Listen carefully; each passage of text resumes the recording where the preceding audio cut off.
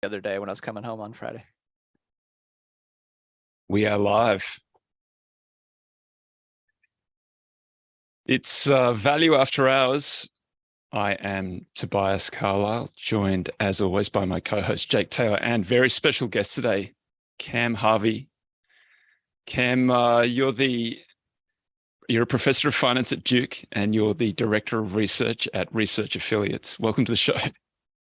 Thank you for inviting me. Absolute pleasure. We've been using your name in vain and your and your inversion indicator for a little while. So you wrote a PhD dissertation in 1986 on the yield curve inversion, that's the 10-3, and the implications for recession. So perhaps we get what is the 10-3 inversion? So can I just give you a little bit of background on the whole idea? And it's hilarious now, but in real time it wasn't. So I'm a first-year master's student, and I applied for internship in Toronto. That's where I was, in between first year and second year. And I go into this company that was called Falconbridge, the world's largest copper miner in the world at the time. And this is in 1982. And I walk in as an intern, so first-year master's student, and into the corporate development area. And they said, well, your job is to design a forecasting model for real GDP. Easy. Oh yeah, no problem. Layup. And yeah, that's exactly my attitude. Like, oh, okay, well, this is normal. This is what I should expect in the world of big business. And I just shrugged it off, figured, okay, well, I got to do this. And the competition at the time were these companies that were specialists in these giant econometric models. So they have massive data systems, hundreds of equations, and then you'd have to pay them tens of thousands of dollars to get like one number. So I'm thinking, I've got 9 weeks and there's just no way I can assemble a model like that or the data. I can't compete against them. So what about using some stuff I learned in the intro finance course, that assets actually have information about the future path of whatever, earnings or, things like that. So I started looking at the stock market, but quickly realized that that was just all over the place. And the joke at the time was the stock market predicted successfully like 9 of the last 5 recessions. Right. So a huge false positive rate. But I quickly moved to bonds. And it just seemed like ideal because a bond has got a fixed coupon versus a dividend that you have no idea what it's going to be. A bond has got a fixed time to maturity, and a stock, again, who knows what the maturity actually is. And then just on the risk angle, if you're looking at treasury bonds and bills, those have very low risk compared to stocks where the value of stocks can fluctuate, even if the cash flows are the same. If risk goes up, then the stock is going to go down. So I decided to look at bonds and then decided to look at a spread and yields. And I wanted to do that to take expected inflation out. And there was this early paper that I saw published by somebody at the Federal Reserve in 1965. So it was way back. And they noticed a kind of cyclical pattern. It was nothing to do with forecasting, but they just noticed a cyclical pattern. And I said, well, I definitely want to look at the yield curve. And I put this model together. It was shocking to me that I could do as well or better than these econometric services. I'm ready to present to the senior people at Falconbridge. I go in that day, so my day of presentation. I go in and I'm told that the whole division is laid off and I need to collect my stuff and I'll be shown the door at the bottom of the building. So before I could present it to them, and to know what's going to happen in real GDP is so important for copper. Yeah. Right. It's like Dr. Copper. Like you need to know in terms of your exploration budget, opening a mine, closing a mine, all this stuff. Very important. I actually delivered something. Well, I didn't deliver it. So I'm gone. I'm on the street. And I decide, well, this idea is pretty cool. Maybe I'll just spend the next 3 or 4 weeks working on it. Then I went back my second year master's, presented the paper, and they said, you need to go for a PhD. And that's how I ended up at the University of Chicago. So that's kind of the story. And the story is very solid economic foundations. And just think of the simplest possible scenario that if people get nervous about what's going to happen in the economy, then there's a flight to safety. And often that safety is the 10-year bond. And just thinking of that alone. So, well, if the 10-year bond, a lot of demand for it, price goes up, yield goes down, and this serves to flatten the yield curve or even invert it. So the original model in my dissertation at the University of Chicago in 1986 was based upon expectations that financial assets like bonds and stocks, but bonds a lot less noisier, contain information, valuable information about the future. And it's also the case that in contrast to let's say the stock market, the economy is a lot easier to forecast. And the intuition for that is pretty clear also, that things are sticky, that you make an investment that takes a while to actually pay off in the economy. It's not like a stock investment. You're buying, equipment or a plant or employees. So there is predictability in the business cycle, and you just need to come up with a model for that. And my model has been, I would say, and I'm trying not to be immodest here, successful. So you knew what you were going to write for your thesis before you even got into grad school? Yeah, and that's pretty wild. I mean, that's so I now evaluate these applications. Yeah. And again, I didn't know anything back then. PhD, how long is that going to take? I told my parents are shaking their head, and they said, well, we thought the master's was excessive, given that neither of them had like undergrad degrees. So what is a PhD? Like another year? I said, I don't think so, but I don't really know. Actually, the first day there, somebody gave me a tour, and I asked the person, well, how long you been in the program? Because he looked rather ragged. And a lot older than I expected. He said, well, it's my 9th year. Oh. I said, you graduating this year? Well, I don't know. So and his name was Cliff Asness. No. I actually did overlap with Cliff. I came back as a visiting professor, and it was actually hilarious because I graduated after 3 years. Given that I came in with my topic, right? That saves a huge amount of time. So usually you're doing a number of years of coursework, then you start thinking about research. No, the first day I'm working on my project. So I was looking for a job after my second year, go to and accept a job after 3. And then I get invited back for like a visiting professorship.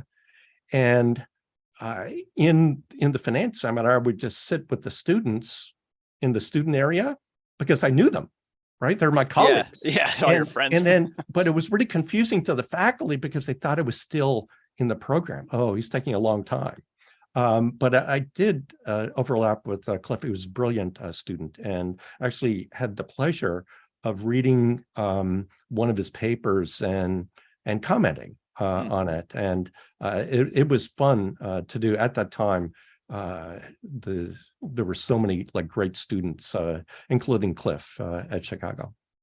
Let me just give some shout outs, and then I've got a few questions for you. Santo Domingo, Dominican Republic, how are you? Nashville, Bendigo, Victoria, Austin, Texas, Mississippi, Fort Lauderdale, Sweden, Massachusetts, Dubai, what's up? Santa Monica, Gothenburg, Sweden, Dallas, Toronto, Del Boca Vista, Florida, Bermuda, Tallahassee, Greece, Kent, WA. What's up, guys? And that Glad everybody could concludes join our us. Spin the Globe segment. For those guys who've just come in late, it's Cam Harvey, the creator, the inventor, the discoverer of the 10-3 inversion. Cam, a couple of things that you mentioned while you were going through that I just want to dig into a little bit. Before I went and I think that I saw you appear on a Research Affiliates seminar. This is a few years ago now, and you were discussing the 10-3. And before I saw you present it, I didn't actually realize that actually it was the Meb Faber podcast from a few years ago. I didn't actually realize that it was the 10-3 because it's often quoted in the press as being, they look at the 10-2. Do you know how that happened, or why the 10-2 became sort of substituted in the sort of collective mind over the 10-3? Yeah, it's a very strange situation. So my dissertation in 1986 uses, actually, I look at the 10 to 3 month and also the 5 to 3 month, and the 5 and the 10 highly correlated. But it's really important to anchor with a short term instrument like the 3 month. And I chose the 3 month because it's liquid and we measure GDP quarterly. So let's do something over a quarter. So that indicator, since 1986, we've had, so this is the out of sample period. In the out of sample period, it is 4 out of 4 with no false signals. So the way I'm looking at it, which makes it 8 for 8 then now, is that accurate? Yeah, so think of it from the late 1960s. So that was in my dissertation. So you can, indeed, this is like another story. Most of the key analysis in my dissertation is over this period from the mid 60s to 1985. In that period, there's 4 recessions and there's 4 inversions. And it looks like a 4 out of 4 perfect indicator. But my committee is saying, well, that could be lucky, right? You can get 4 out of 4. Yeah. And it turned out that even though it could be lucky, they liked the idea, were willing to go forward with it for a few reasons. And one of the overwhelming reason was the theory was sound. So the theory predicts this. Then if we see it in the data, then, well, maybe it's still lucky, but still you've got some basis for it, that some good, strong intuition. That was number 1 reason. Number 2 reason, they were fascinated that my indicator got the double dip recession in the early 1980s. So we had a recession, then a strong recovery, then another recession. And these macroeconomic forecasting services, nobody got that. Yeah. And then the third thing, and people in Chicago especially like this, that the alternative to paying tens of thousands of dollars a year to these econometric services is a very simple model that is as good or better, and it costs the price of a Wall Street Journal, which at the time was 25 cents, right? So this is good. I thought you were going to say it because it kind of shows the efficiency of the bond market at, the information that's contained within there. Yeah, it's more the 25 cents will drive the price down to what the efficient price should be. So so that's kind of where we were going. So we're 4 for 4 in the research, 4 for 4 cents in post, and now recently another inversion has happened. Yeah, so let's kind of go through that. And that does going to require some unpacking. So and just, I don't want to leave this hanging. Your previous question, well, why is it like 10-3 versus 10-2? Sorry. So given that that the indicator is 4 for 4 out of sample and 8 for 8 since the 1960s, I don't see a particularly good reason to switch the model to something else that doesn't have the same theoretical underpinning. So if it was the case that out of sample, let's say I got 2 out of 4, whereas this other indicator got 4 out of 4, then okay, it seems like the model's broken, so let's fix it. But that's not what happened. So the Fed in particular started talking about the 10-2, and by some metrics, it might fit the data a little better. However, it's given like a false signal in 1998. Right. So again, it's just not really a good reason to abandon something that's working. Somebody else wanted their name on the 10-2. Yeah, maybe. And that should be suspicious of that just on its own. So what I often say is, well, if we want to get the best possible fit in sample, right? So calibrated to the data, it's not the 10-2. It could be the 8-year 2-month minus the 16-month, right? So there's tens of thousands of combinations you could try to get the best possible fit. But we all know that when you do that, that model will most likely fail out of sample because it's been overfit. Right. So my model is not overfit and it's done well. So 8 out of 8. But the big question is, okay, great. That's a fabulous historical record. What about today? So on at the end of December, we had a full quarter inversion. So my model is about quarters, right? Not months or weeks or days. So that a 10-year minus 3-month, the spread was negative. So short rates higher than long rates on average over that quarter. And at that point, I usually put a post up saying code red. And the track record is pretty impressive. So this time around, I did put the post up and I said, the model's giving code red, but let me explain to you why I believe that my model is giving a false signal. Okay, so that got the attention of a number of people. Yeah. So Harvey going against his model, and there many people could go against my model. Many pundits are against my model already, but it's a little different when then you're the whatever disrupt yourself. Discover OG whatever. So let me make my case, and then let me talk about the qualifier that I had. And this is a post on LinkedIn, January 4th, 2023.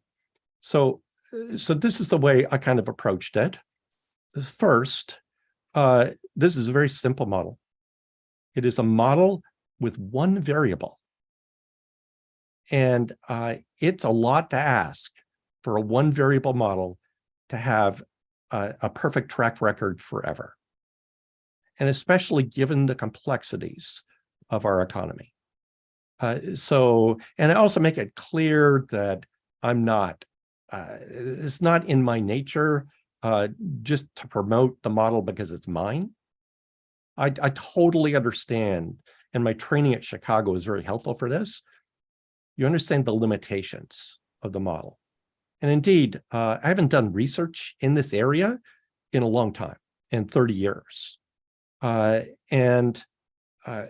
I was hired by that same firm, which by the way, didn't make it, they were acquired at a significant discount. So if I was doing that job again, I would do it differently. So I would definitely look at the yield curve, and that might be 50% of what I look at, but there'd be other things that I look at. So let me go through the other things that I was considering and why I decided that on January 4th, that this was likely a false signal. So the first thing I noticed was the strange situation in the employment, sector. So think about unemployment in general. So unemployment is always low before a recession. And it is at best a coincident indicator or a lagging indicator.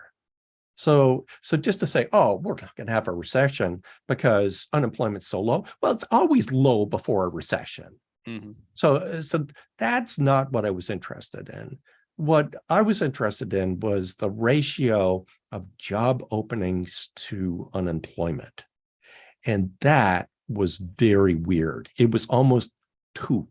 Like right now, I think it's 1.7. Even that is really high. And what that does is that it allows for some economic slowing. So just to be clear, a flat yield curve or inverted yield curve means the economy will slow, and that slow could actually manifest itself in a recession, because that's kind of like the worst scenario is a recession. So the idea here is that you could be slowing, and some people laid off, but their duration of unemployment is low. Because of all the openings. Yeah, with all the openings, you just get another job. And then the media was focusing on all of these tech layoffs. And I'm really like shaking my head thinking, well, the duration for these people who were fortunate enough to win the competition to get to one of these top firms like Twitter, those people are very valuable elsewhere. And then somebody said to me, oh, well, looking at the data, they aren't placed that quickly. And I said, well, I totally get that. You take a vacation and take a break. And when you get back, you choose where you want to go. So that is so different than if you got laid off by Lehman Brothers. Where are you going to go? To another bank? To Bear Stearns? No, that you're facing a long period of unemployment, and many people suffer greatly in the Great Recession or global financial crisis. So this duration, both the number of openings to the number of unemployed, plus just the nature of the layoffs, that just didn't really check the box as it was something very different than, let's say, the global financial crisis. And it looked at other things like housing. So if you look at the ratio of equity to debt just before the global financial crisis, it was the amount of debt was very large compared to equity.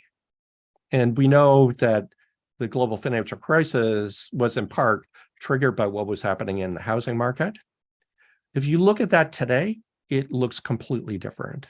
That the equity is so much larger than the debt that even if housing went significantly down in price, we wouldn't have the same sort of contagion sort of issues. So there are other issues. And one other issue is the idea of self-fulfilling prophecy. And this is something different than my dissertation. So this is outside of my dissertation.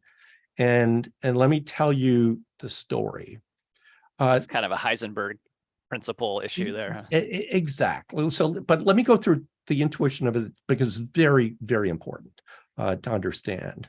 So before the global financial crisis, nobody really took note of my model, even though it had done very well, not just, and this is important also, not just in hitting the two recessions afterwards, but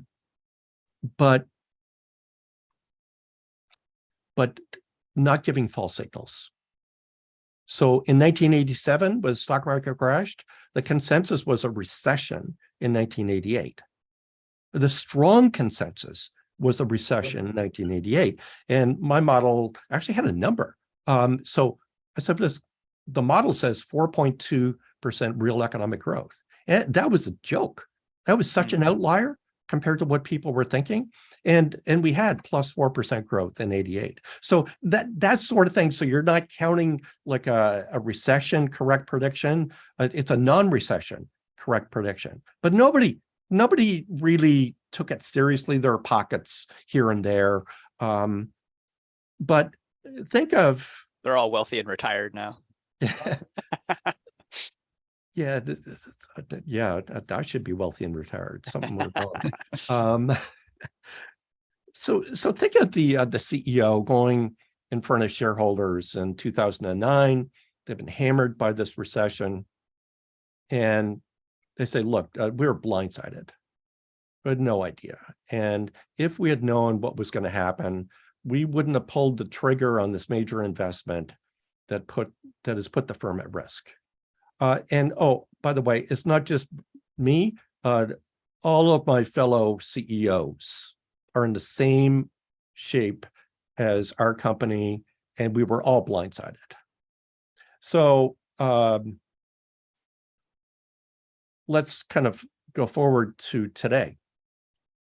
And after the global financial crisis, people started to realize, oh, well, this indicator is 6 out of 6, no false signals.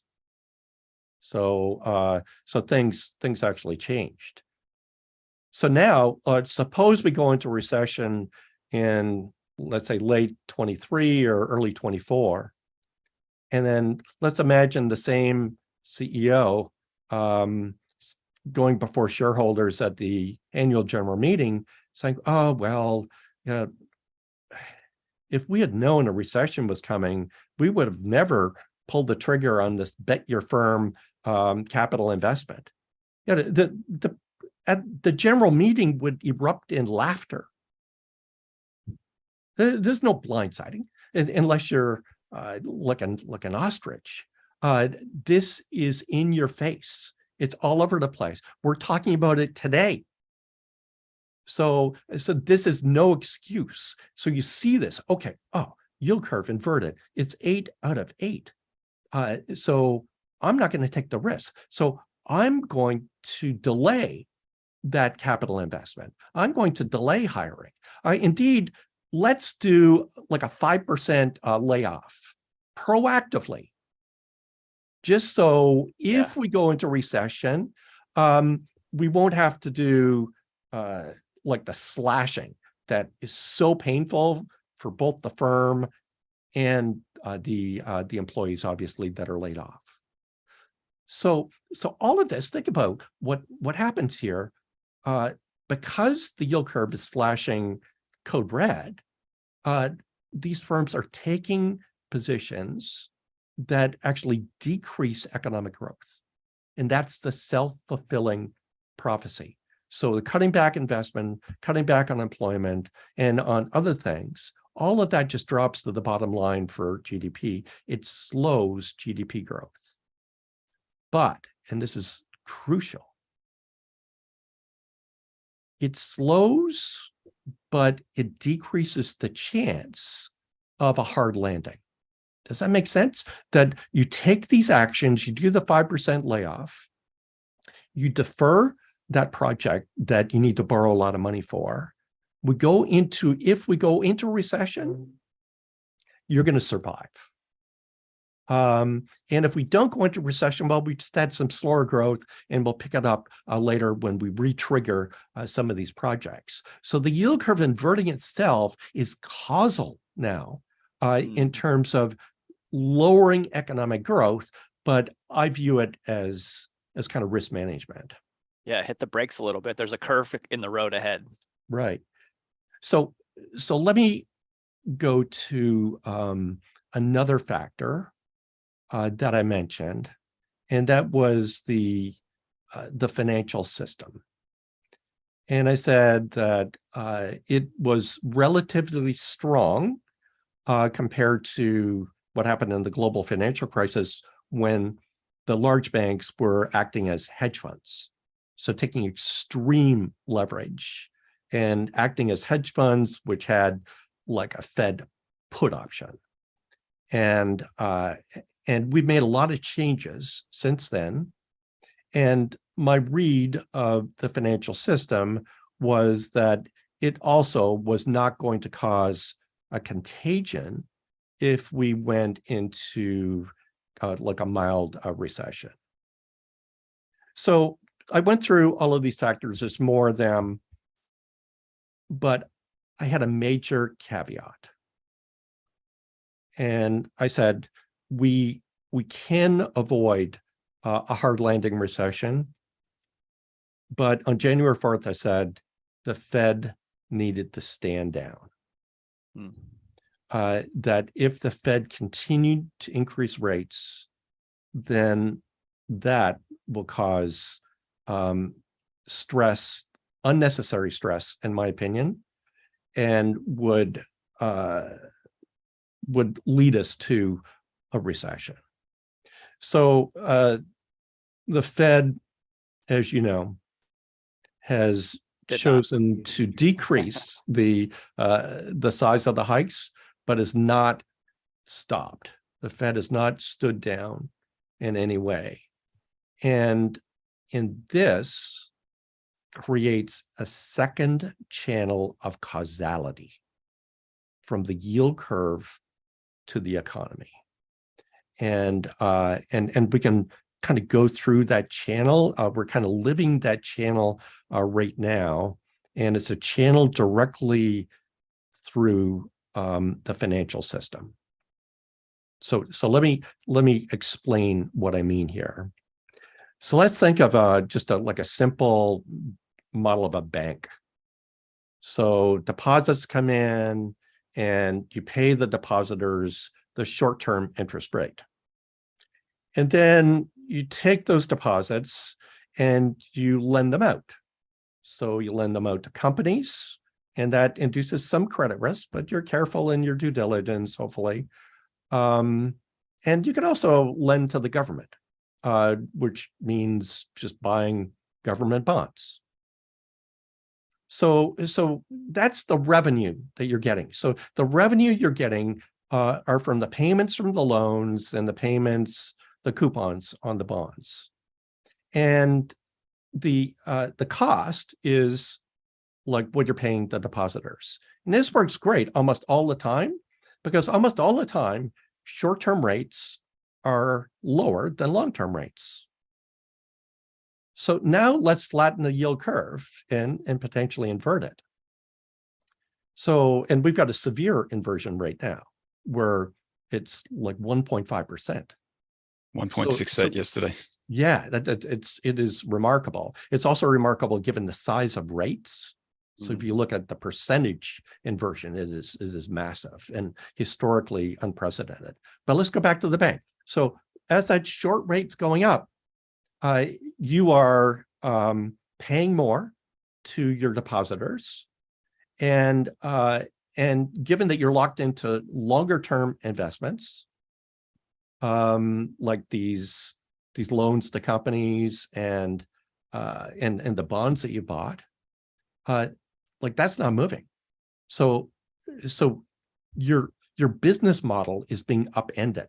So the business model works great if those long-term cash flows that are coming in are exceeding the short-term cash needs. So this is so when you invert the yield curve, you stress that model, and indeed, it could come to the point where it causes big problems. And this is kind of interesting to think about, that we talk about the inverted yield curve, but it really matters the way that it inverts. So in the case that we've got today, both short-term rates went up and long-term rates went up. But short rates went up more than long rates. So why does that matter?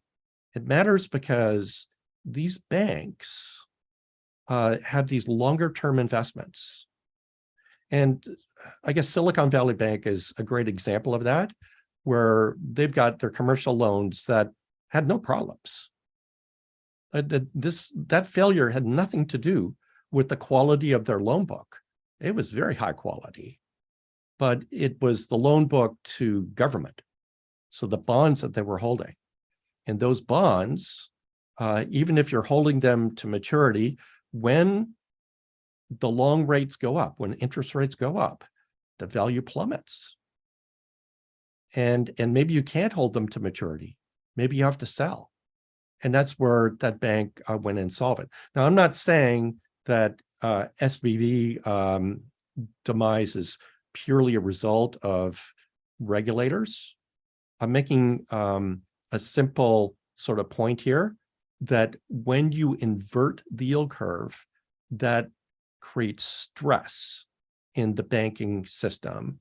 And Silicon Valley Bank is a prime example. So if we think about what they did, they said, well, rates are really low. And this is, let's say, 3 years ago.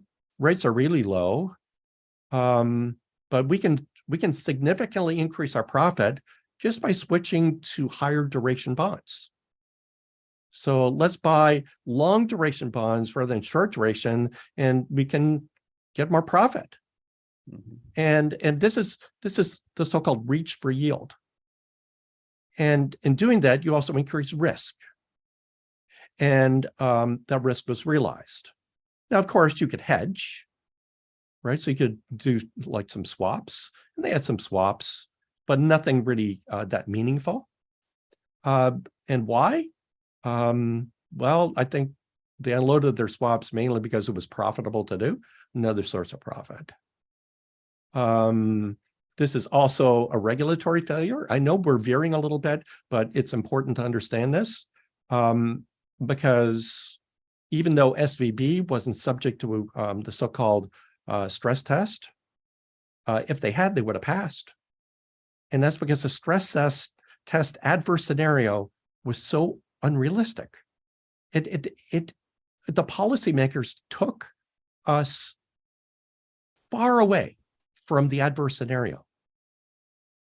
So the reason I'm going on this thread is that the inverted yield curve and this severe inversion has created stress in the financial system, something that I thought originally could be mitigated. And this stress in the financial system is causing uncertainty. And right now we're kind of in a lull. And we saw a few banks get into trouble. We saw SVB go down. We saw another bank have 100 billion in withdrawals, somehow remain in business. And now we're in this lull period. And the Fed has said, oh, well, our banking system is sound and secure. Okay, fine. Why not show me some evidence that's the case? So subprime is contained. So you just say, oh, everything's okay, then people just assume it's not the case. But people want to believe it's the case. So we're at this stage of the business cycle where we see some problems in the banking system and just say, oh, well, that's just a one-off. And this is just idiosyncratic. Is that like Bear Stearns hedge fund failing in 2007? Exactly. It's a one-off, no big deal. But what we need to look under the hood. And I'd wish that the Fed would do its analysis. I would go and ask for like another stress test with a realistic scenario at minimum, or take a look. So this is pretty simple exercise. let's say the Fed is thinking of another 25 basis point hike, then go do the math and figure out the duration exposure of all these banks, and figure out how many additional banks go negative equity when you do this. So it's kind of a simple piece of information. So you're doing this, you know that flattening the yield curve is going to stress the system. So why don't you measure how much stress you're going to induce? And these banks, frankly, are not that difficult to value. And one of the key things is just looking at the bonds that these banks hold. And again, this is not a difficult exercise to do. And I think it's incumbent upon our policymakers to take action that's data-driven. And we won't know exactly what they see, what they're looking at for 5 years, because the minutes are embargoed for 5 years. We only get a summary. But I certainly hope they're doing this. And this is related to what we're talking about, that I fear, and I'm not an advisor to the Fed or anything like that, but I fear that the Fed now realizes that they made a mistake keeping rates low for so long and having zero rates effectively, when we've got robust economic growth, low unemployment, record high stock prices. What were they thinking? Well, I think budget now deficits too in the fiscal side. Yeah, so now they're thinking, okay, well, we were late. They tried to talk this temporary thing for a long time, until it was a joke. Any time a Fed person said temporary, the audience would start to laugh. And now they retired that, and I fear that they don't want to be early in exiting. And what they're doing is thinking that they can solve the first mistake by a second mistake. And, like two negatives make a positive. It doesn't work that way. Like two negatives make a bigger negative. It is unfortunate. And I do believe that we should look at the data. But again, looping back, given that the Fed has not stood down, nor have they given indication that they will stand down the next meeting. This has created significant risk in the financial system. And the other thing that I worry about that I've mentioned. So again, we don't know the extent of the damage in the financial system right now. Indeed, we've got this incredibly dysfunctional situation, and it's so weird. If you look at the average savings rates, they're very low. They're like 50 basis points. And then the average money market rate is like 450. So what's happening is people just sweeping their money out of these banks and going elsewhere. And why is the savings rate so low? That's all they can afford. They've got the market power to actually do it. So and hopefully some people stick around at 50 basis points, even though they could get 4% more in a very simple way. So this is, when I see that to me just screams risk. Yeah. But it's not just the banking system. I worry also about commercial real estate. And let me give you my logic on this. So remember I said that if I was doing my job at Falconbridge as a student, I'd be looking at other indicators in addition to the slope of the yield curve. So some of those indicators would be kind of credit indicators. So think of like high yield minus treasury, stuff like that. And if you look at that today, it's not really a problem. But there's other things that could be looked at. And if you look at, let's say, CMBS, like mortgage-backed securities that are commercial, the spread over treasuries has been climbing. It's been climbing for a while.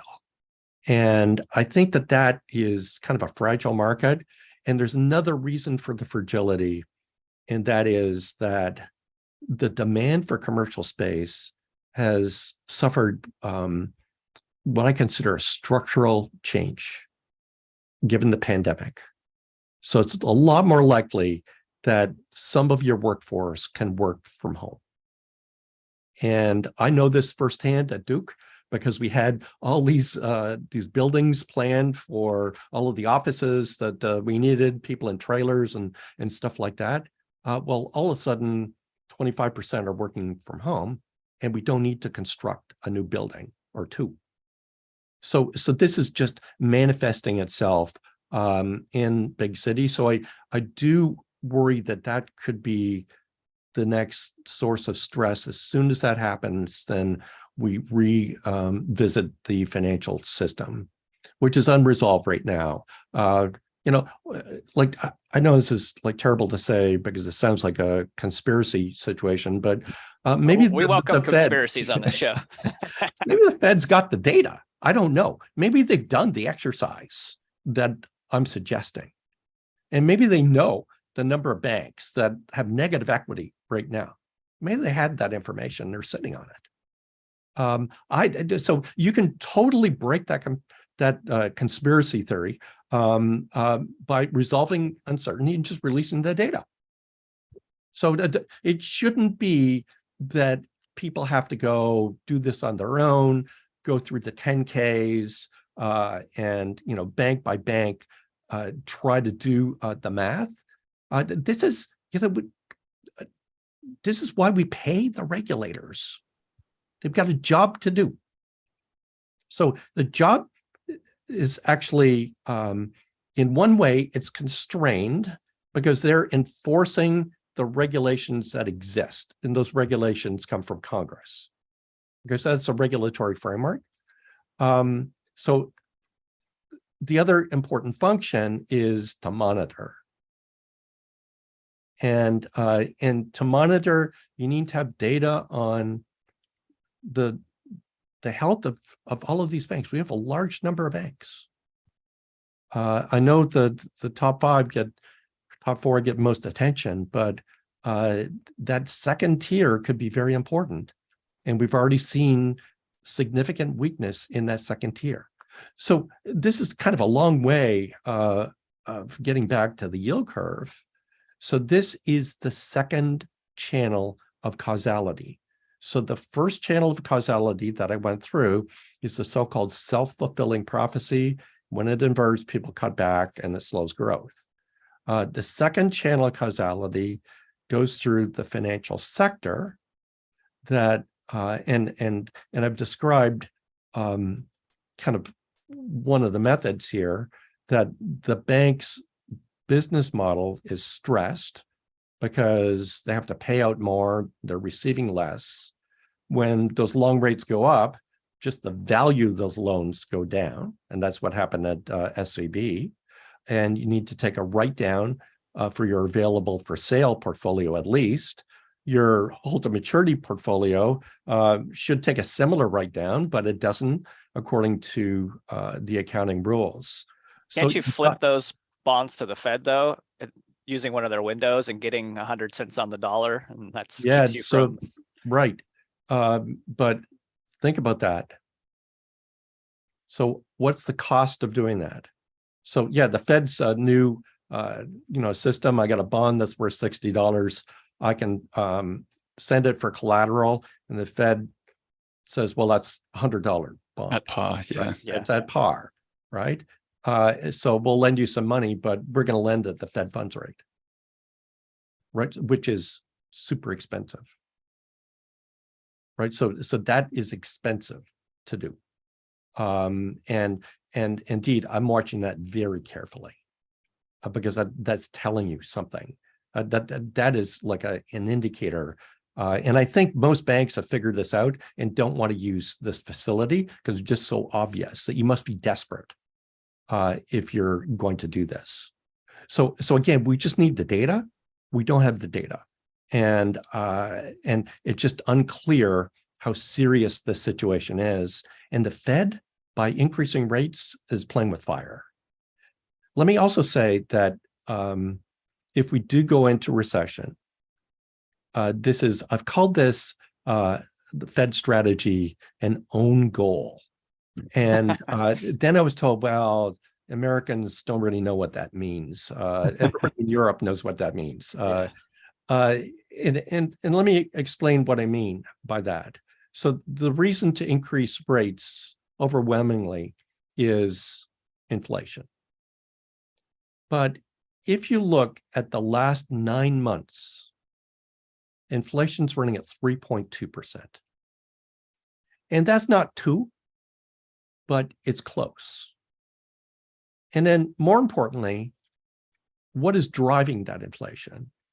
And that inflation is being driven by shelter or housing. So 70% of that inflation is coming from housing. And the Fed made this mistake before, that inflation was going up, and they were saying, oh, well, this is temporary, it's no big deal. I'm looking at the data. Housing and rentals are up double digit, but that was not being reflected in the CPI. So housing enters with a lag. And the intuition for listeners is real simple, that think about you're in a lease and you're locked in, and then all of a sudden rental inflation goes up by 15%. Well, you're locked in. And you are, if your lease is a month old and is an annual lease, then inflation's 0 for you for the next 11 months. But then when it comes off, you're going to suffer the 15%, and it goes into the data. So shelter is this lagging indicator. And again, it was the Fed's mistake not to see that the inflation was going to be way more permanent because of the housing inflation. So today, we've got inflation of 3.2% over the last 9 months, and that's annualized 3.2%. But look at the housing market. So housing prices are going down. Rentals are going down. So it's the same story, that it will take up to a year for that to work its way into the CPI. So really, in my opinion, and also, just by the way, shelter is 33% of the CPI and 40% of the Fed's favorite indicator, the personal consumption expenditure deflator. So to me, there's not a good reason to keep on hiking. All we do is to increase the probability of a problem with the financial system and increase the probability of a recession. And not just a technical recession, but a potential hard landing recession. Does the steepness say anything to you that this is, if you run the data back on the SEC's web, or whatever it is, the Fed's website, right. It runs it back to sort of 80. And there's nothing like 1.68, which was the close yesterday, which was the record in there. There's another data series that goes back and it captures 77 and 80, which are both. Yeah, it was steeper and very noisy through there. Yeah. So my advice: treasury bills go back to 1940s. Just use the series that's called, and this is advice for everybody. There's a long series of the 3-month bill quoted on a discount basis. And you just need to do a conversion. So discount basis is this weird quirk of like bonds. So if you've got, let's say, a 1-year treasury bill, and let's say the price is $90, so in a year you get like 100, they will quote that as a 10% discount yield. But we can easily convert that to a true yield. So if you buy at 90, you hold it until 100, you're going to be making 11.1%. So there you can get, look at the Fed series only from the 80s because of this. They should use the discount yield and convert it. But again, you look at that series, pretty clean from 1968, no false signal. 1998 was close, and that was during the LTCM disaster. And yeah, it was true. There was a lot of uncertainty at that time, and the yield curve flattened correctly. So that's exactly what it should have done. But again, today it's different because it's got all the like the causal influences. Is it hold up international? Has it been? Can you replicate with other bond markets outside of the U.S.? Yeah, that's interesting because when I did the dissertation, I did some other countries. Yeah. And published papers in other countries on this. And there seemed to be like some predictability everywhere but Japan. Japan's always, at the time, a little bit as early in my career, I'm thinking, oh, well, that's so weird. But now looking back, yeah, I understand. Everything is weird in Japan. Indeed, the most interesting paper I did, in my opinion, was, other than dissertation, was I looked at Canada and the US. So I'm Canadian, so I figured I've got to do a paper in Canada. Home country. And in Canada is got such a high beta with the US. So their business cycle very closely tied, and interest rates to some degree. So I fully expected that the US yield curve would predict Canadian GDP, but that wouldn't have been interesting. So what I did was I looked at the difference between Canadian economic growth and US growth, and then looked at the difference between the Canadian yield curve and the US yield curve, and found that that had predictability. So the incremental growth of Canada, either above or below the US, that was strongly predicted by the difference in the yield curve slopes. So I thought that was interesting evidence. And those markets, fairly liquid markets, when you go offshore to other markets, you've got, illiquidity issues. In Japan, it's extreme now, given BOJ buys everything. Yeah. Is there an argument maybe that you might lose some predictability if there is a more Japanification of other markets? I always think about that. So there's always noise. Like this simple model I've got, it doesn't even have the Fed in it. So the Fed is like creating noise. So yeah, you always worry about this. I thought about this even in my dissertation, with the Fed doing Operation Twist in the 1960s, the first version of it. And I'm thinking, oh, well, that's going to distort the predictability of the yield curve. And you could think that, like, I believe that is the case. You will distort. And in this case, in today's case, it isn't a distortion because it's causal. So given this extreme inversion, they are stressing the financial system, which means deposits are fleeing, going to money market funds. The banks are cutting back on their loan books as a result of the deposits fleeing. So you tighten credit. Like, all of these are ingredients of a self-inflicted wound to push us into an unnecessary recession. It is a blunder, and the magnitude is very large. And I think that sometimes we just don't appreciate what sort of stress a recession imposes on not just our economy, but our people. Yeah, unemployment is awful. It causes stress within families and all these other problems that are hard to count. And in this particular situation, it's unnecessary. And in your some of the presentations that I've seen you give, you talk about the timing from the inversion. So you say it takes October 25, we invert plus 90 days to send a signal, gets you through to January 25. And you say 6 months from the inversion is the earliest that a recession has manifest, which would be today, April 25. The average is about 12 months through to October 25, and then as long as 15 months, which would be January 25, 2024. Do you have any view, if we do see a recession, do you need the uninversion to happen before the recession is declared? No. Though that has happened. It totally depends on duration. So the yield curve is very good at giving you forewarning of a recession. So we've already said 8 out of 8. And the lead time varies. So it varies in a range, mainly, let's say 6 to 18 months of lead time.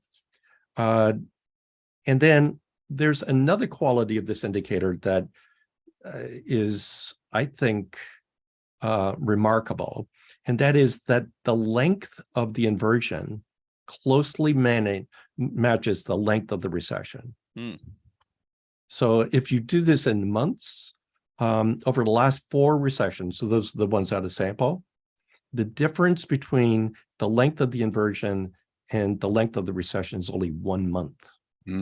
So it is very accurate in doing that. So you've got a good lead time, you've got a matching of the length. What the indicator is not as good at is the not the duration, depth, the magnitude of the recession. So and it's just like too much to ask. I give you like 2 out of 3 with one variable.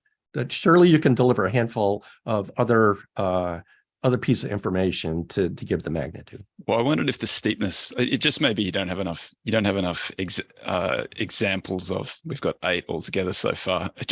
I'm concerned that the steepness of this one indicates something nastier than ordinary coming down the pike. Can we just talk a little bit about what is the causal relationship? How do you view the 2 yields in relation to each other and what that is telling us about what's coming? Yeah, it's one simple way to look at it is any interest rate has 3 components to it. One is expected inflation. The other is expected real growth in the economy. And the third part is the expected risk. So if we're looking at treasuries, let's ignore the risk. So we've got inflation and we've got the growth. And in a very simple way of thinking about it, suppose the inflation cancels out, and then you've just got the difference between longer term growth and shorter term growth. And that's the mechanics of kind of the growth forecast. So again, this is just a single indicator. And one way to think about it is that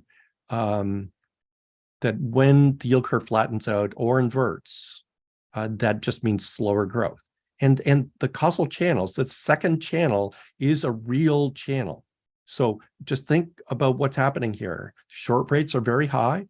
People moving their money from banks to money market funds. Banks having to get a lot tougher on loans, that slows growth right there. And that's the sort of thing that could push us into recession. Because there's some research on older, so I don't want to say ancient, but it's like 1800. It seems that there was a lot of inversion through the 1800s because there's some speculate that hard money, like a gold standard, indicated sort of an expectation of deflation, and that was sort of reflected in this constant inversion. Have you seen that before? Yeah, so my dissertation actually uses data going back to 1900, but I collected data going back 200 years. And when we go back that far, or actually even before 1953, the data are very challenging. And I really only, but it's challenging because illiquidity, challenging because of extreme sort of yield curve control before the Fed Treasury Accord. And then we go back further, but we don't have treasuries. We don't have like a treasury bill. So people I use think this was something looking else. at gilts. Yeah. And so remember I said there's three components to the yield. Well, that risk component becomes much more important. So some of these countries are risky. It's not like today where the US is the reserve currency of the world, and the safest instrument in the world is the 10-year bond, right? So I think that it is much different. And most of my research That's what Silicon Valley Bank thought. Yeah. Again, we're talking two different risks. Just one kidding. is sovereign risk and one is duration risk. They need to manage the duration risk. But yeah, no, I totally agree. What they were doing, and many other banks, just buying those bonds, well, it's relatively safe in terms of default, but you need to manage the duration risk. And they failed to do that. And again, I don't know how many other banks have failed to do that. People were expecting negative rates. I think it was a somewhat forgivable error, because not that long ago, everybody thought the US was potentially going into negative rates. Most of the rest of the world, the developed world, was in negative rates. I think it's a forgivable error. Not everybody did it though. JP Morgan Chase was aware. M&T Bank was aware. There are lots of other banks. So like, I totally understand errors, but if you work in finance, you get paid like these people get paid. There's this concept known as hedging. And and there's this other kind of concept that's kind of related to it called risk management. So I don't buy it. This is, again, reach for yield. I do believe that the Fed made this situation far worse when they gave an adverse scenario of, okay, well, this is the worst that can happen. The Fed funds rate is 0 to 25 basis points, and the 10-year bond is 0.5%, increasing to 1.5 over a year. And then the Fed takes like the real world so far out of their adverse scenario, so far away that, banks going like this, like, we thought that we were stress test and we could survive the worst scenario. No.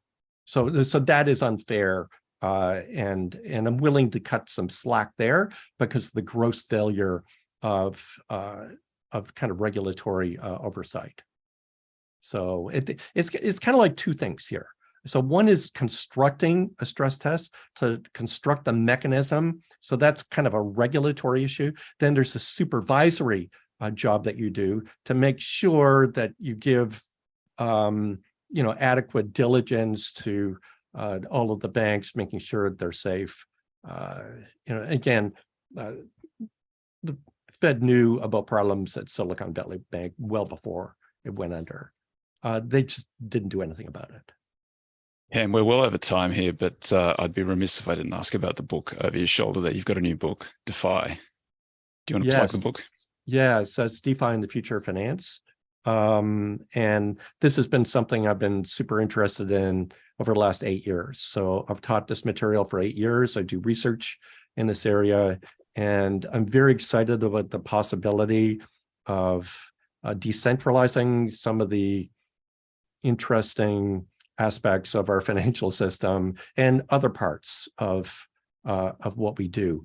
And it will be good for consumers. It's a technology of inclusion and of financial democracy. It also challenges all of the monopolies and duopolies that we have today.